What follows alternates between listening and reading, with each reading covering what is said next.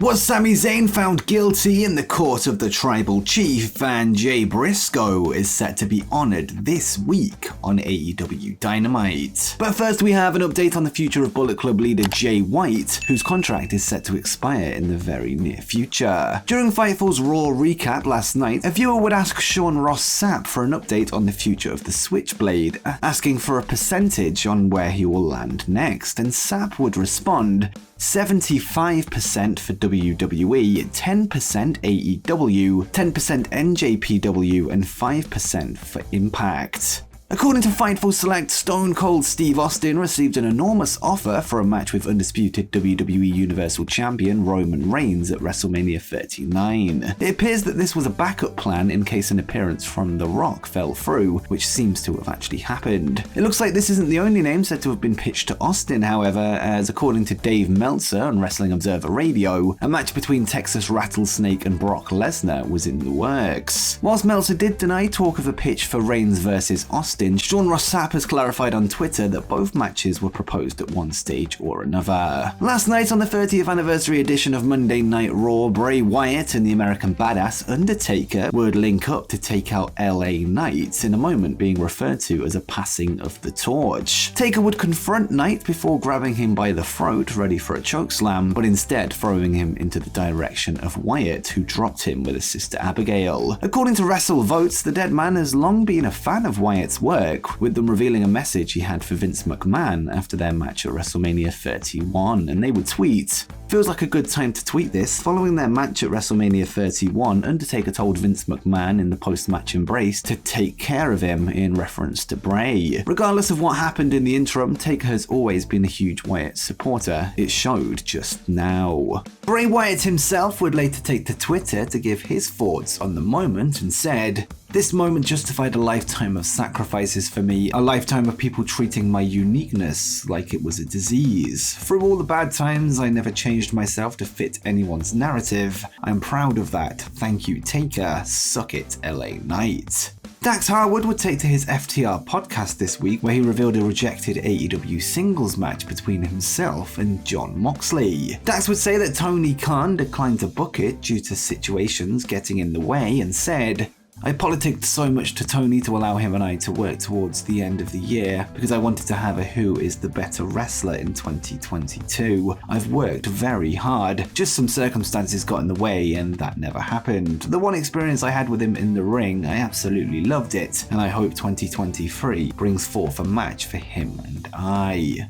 But what do you make of a potential match between Dax Harwood and Jon Moxley? Let me know in the comments down below. And before we get to the rest of today's stories, let's go to a quick word from this video's sponsor, FlexiSpot. As a content creator, I spend so much time at my desk, whether I'm recording, writing, or video editing. I've noticed as time goes on, and this is a shoot, I've had increased lower back pain from sitting down for too long. Well, FlexiSpot has the perfect solution for me with their range of standing desks, including the Premium Series E7. With its easy-to-use adjustable height feature, I can switch from sitting to standing in just seconds, making it easy to stretch my legs whilst remaining proactive. There are so many benefits of having a standing option, including increased energy levels, reduced chronic back and neck pain, as well as better blood circulation. In the month of January, you can benefit from the flash sale to get up to 30% off, and make sure you're quick as time is running out. You can find the link in the description or take you over to FlexiSpot's website, where you can save up to 30%, and trust me, you won't regret it. And next was Sami Zayn found guilty in the court of the tribal chief. Last night, Monday Night Raw Triple X would open with one of the most well thought out segments in recent history, as honorary Uce Sami Zayn was put on trial on suspicion of conspiring against the bloodline. Paul Heyman would lead the prosecution in the middle of the ring, showing footage of evidence that he felt backed up his case against Sami. He would show a clip of Sami running from a backstage attack on the Usos at the hands of Drew McIntyre. Another clip would show Zayn reluctant to strike Kevin Owens with a chair before choosing against it. Sami was then shown celebrating on his own at the top of the War Games cage at Survivor Series before doing a For Life sign, something Heyman felt was directed at Owens. And finally, Heyman would show a clip of Zayn pushing past Roman Reigns during an in-ring promo, something he claimed showed that he was trying to become the tribal chief himself. Sami would then refuse to present his own defense, stating how upset he is that Paul feels this way against him. This before Roman Reigns called for Solo Sikoa to deliver the verdict on Zayn, a Samoan spike. Before he could hit the move, however, Jey Uso, who's been the most vocal member of the group against Zayn, would grab Sikoa's arm before showing footage that he collected himself that clearly show that Sami Zayn is in fact on the Bloodline side. The tribal chief would then declare Zayn not guilty, at least for now, offering him the final chance to show his true allegiance at the Royal Rumble this Saturday when Reigns takes on Kevin Owens for the title. What's most interesting about this segment is the fact that almost all of the footage shown was taped after Triple H took over creative, with this clearly showing his eye for long-term storytelling. What's next for Sami Zayn remains to be seen, but he is clearly the top babyface in the company right now, with many calling for him to win the Royal Rumble match. With Cody Rhodes seemingly set for that honor, WWE may have booked themselves into a corner if Sami either isn't in the match or is eliminated early on, which could result in a repeat of the 2015 Rumble match where the crowd turned on Roman Reigns when Daniel Bryan was eliminated early on.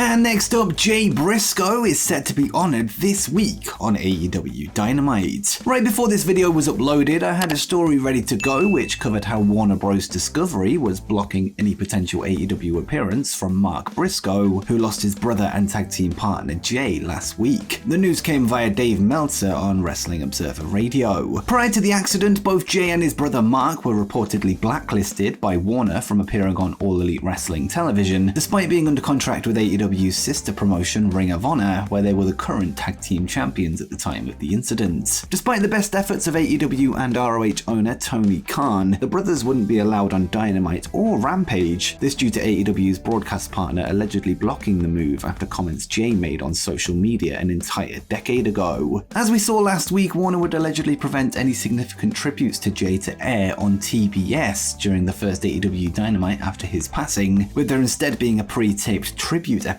of Ring of Honor taking place after the live show for future airing on YouTube and Honor Club. Just before I was about to make that video public, there has now been a U-turn on the decision, as Tony Khan has just announced that Mark Briscoe will be in action this Wednesday night on Dynamite, with him set to take on former ROH World Champion Jay Lethal, and Khan would tweet, "Requested by both men to celebrate the life plus legacy of the late great Jay Briscoe on his 39th birthday, his longtime friend / rival Jay Lethal versus his brother Mark Briscoe." Dave Meltzer, who initially reported the news that Mark was banned, would post an update on the situation on Twitter and said, "Yep, AEW just confirmed WBD changed its policy on Mark Briscoe and he's allowed to appear going forward." This is one where you have to credit Khan for going to bat for them. This is fantastic news that brings light to what has been an awful situation, which was topped off by the lack of tributes last week on Dynamite. I can't think of many better opponents to honor Jay's legacy, with Tony Khan deserving big credit for pushing this one through. And before you go, make sure you check out the 10 hottest free agents in wrestling today.